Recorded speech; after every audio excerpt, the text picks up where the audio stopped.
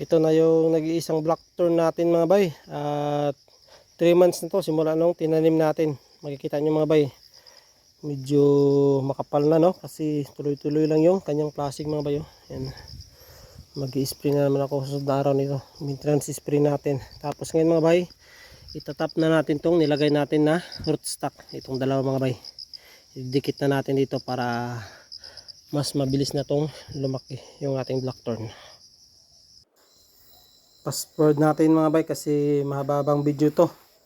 Yan, binalatan ko na yung ating main rootstock.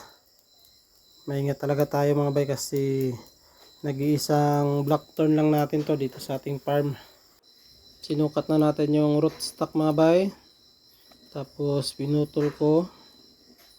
Tapos yan, binalatan yung kabilang side para sila yung magdikit mga bay. Talian na natin ng plastic mga bay at yung saktong higpit lang no. Huwag din yung sobra sa higpit mga bay. Tapos pinutol-putol ko lang yan para hindi masyadong mahaba, hindi tayo mahirapan mga bay magtali. Malapit na tayong matapos dyan mga bay. Yan, nilalak na natin. Tapos nilagyan na natin ng tali sa baba mga bay para merong stopper. Para kahit may sumagi ng mga manok or hayop, hindi basta-basta bubuka yung ating rootstock. Dito na tayo sa pangalawang rootstock mga bay at ganun pa rin yung gagawin natin no. Pero ito mga bay, dito natin itatap sa bandang taas konti. Zoom natin konti mga bay para makita nyo ng maayos. Ayan, pagkatapos natin sinukat, pinutol natin. Balatan natin yung kalahati mga bay. Ganyan, dapat matalim talaga yung inyong kutsilyo. Ayan, kaso medyo hindi pa lumapat na maayos. Pinawasan lang natin mga bay. Talian na natin ng plastic mga bay.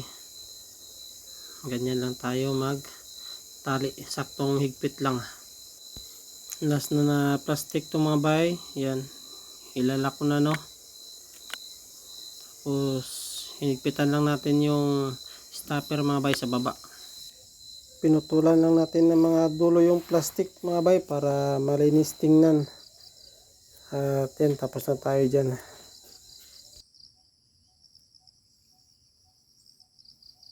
Natapos na din natin matap yung dalawa mga bay. At ito yung isa sa baba, itong medyo maliit.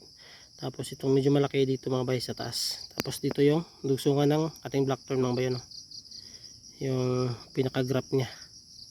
Tingnan natin ulit no, after 2 months kung ano magiging improve nito mga bay. At sana mabuhay ito or maging success mga bay. Tingnan natin after 2 months ulit nitong ating blackthorn. Sana maging successful mga bay. Triple rootstock.